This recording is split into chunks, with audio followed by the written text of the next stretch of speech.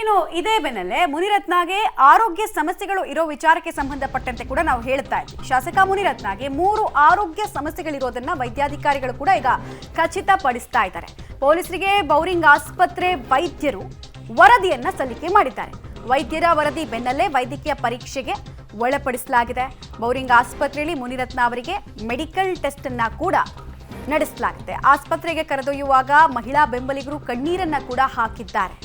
Munirathna case ವಿಚಾರಕ್ಕೆ ಸಂಬಂಧಪಟ್ಟಂತೆ, ಜಾತಿ ನಿಂದನೆ ಕೇಸ್ ವಿಚಾರಕ್ಕೆ ಸಂಬಂಧಪಟ್ಟಂತೆ ಅವರ ಬೆಂಬಲಿಗರು ಡೇ 1 ಇಂದ ಹೇಳ್ತಿರೋದು ಇದೊಂದು ಪಿತೂರಿ ರಾಜಕೀಯ ಷಡ್ಯಂತ್ರ ಅಂತ. ಈ ಬೆನ್ನಲ್ಲೇ ಪೊಲೀಸ್ ಕಸ್ಟಡಿಯಲ್ಲಿರುವಂತಹ ಆರೋಪಿಗೆ ವೈದ್ಯಕೀಯ ಪರೀಕ್ಷೆಯನ್ನ ಮಾಡೋದು ರೂಲ್ಸು.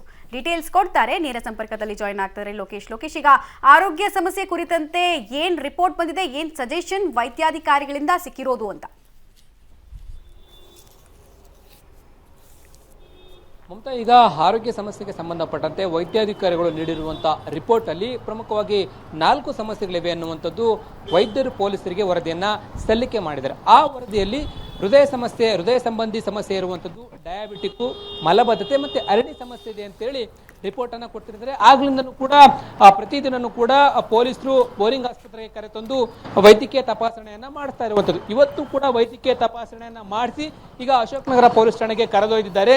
ನಾಳೆ ಕೋರ್ಟ್ಗೆ ಹಾಜರುಪಡಿಸ್ತಾರೆ ಅನ್ನೋದ್ರಲ್ಲಿ ಕೋರ್ಟ್ ಮುಂದೆ ಈ ರೀತಿ ಆರೋಗ್ಯ ಸಮಸ್ಯೆ ಇದೆ ಅಂತೇಳಿ ವೈದ್ಯರು ನೀಡಿರುವಂತಹ ರಿಪೋರ್ಟ್ ಅನ್ನ ಪೊಲೀಸರು ಕೋರ್ಟ್ಗೆ ಒಪ್ಪಿಸ್ತಾರೆ.